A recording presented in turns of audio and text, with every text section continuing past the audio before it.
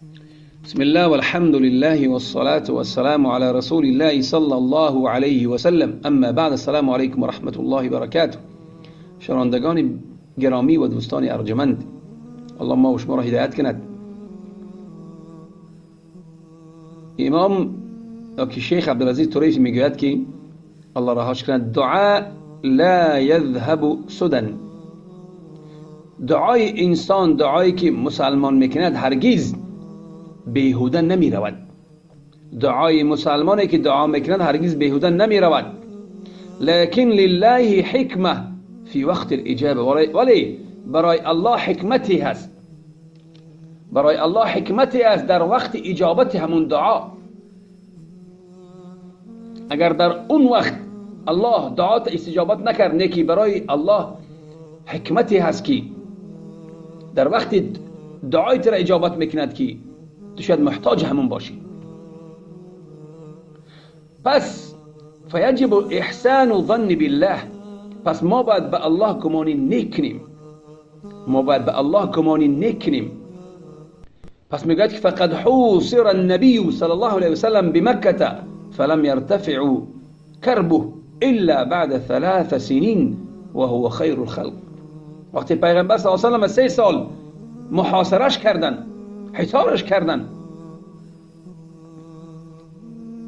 در مکه، همون غم و اندوه، همون حصار برداشته نشد مگر بعد 3 سال که پیغمبر دعا میکرد. ولی بعد 3 سال همون بلا و همون کرب برداشته شد که او کی است؟ بهترین خلق است، بهترین مخلوقی الله است. لیکن الله حکمتی است در هر یک اجابتی دعا. برای الله حکمتی است. برای همخ انسان وقتی دعا کرد هرگز پشیمان نشود. شاید که دعا را الله برای او برای روز قیامت شماند.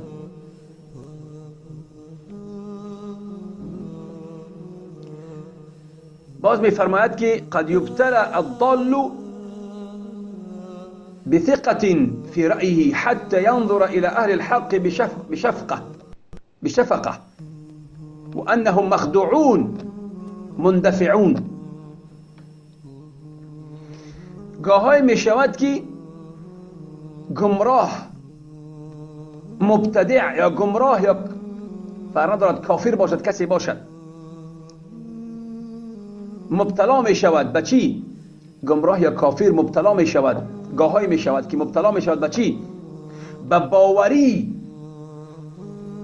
در همون دیدگاهش، در همون فکرش بسیار باوری میکند همون گمراه. حتی نظر میکند به اهل حق به یک رحمت و شفقه، به یک رحمت و شفقه نظر میکند. یک نظری چی؟ نظری که نظری رحمت است. یا شما بیچاره، یعنی خودش گمراه هست، نه که در فکر خودش که به فکر خودش که وای چی است، در همون فکر خودش وای باوری دارد.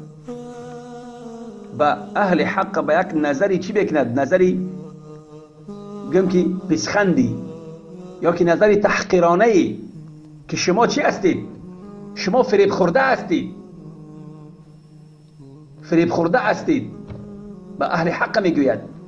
خیلی که الله عز و جل میفرماید: اذ يقول المنافقون والذين في قلوبهم مرض غر هؤلاء دينهم. هر آینه میگویند منافقان و آنانی که در دلهای آنها بیماری هست، شک است، شبهه هست، شک نفاق است، که دینشان آنها را مغرور ساخت.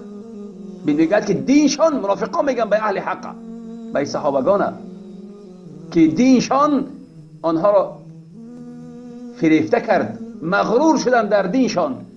در برای جنگ می رود، مسلمان را کم بدن، کافر را بسیار بدن، یعنی خودشون برای کشتن میبرن.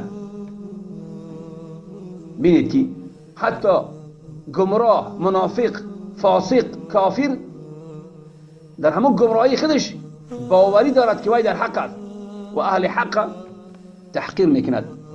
الله المستعان.